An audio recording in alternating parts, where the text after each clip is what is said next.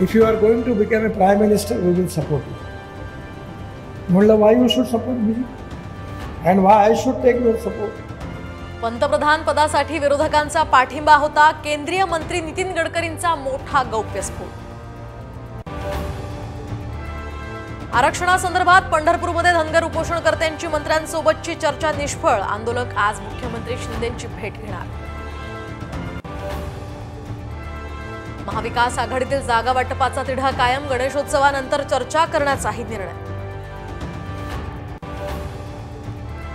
उद्धव ठाकरेंचा आज शिर्डी संभाजीनगरचा दौरा. 2 जाहीर सभा घेणार तर कुणावर तोफ डागणार याकडे सर्वांचं लक्ष.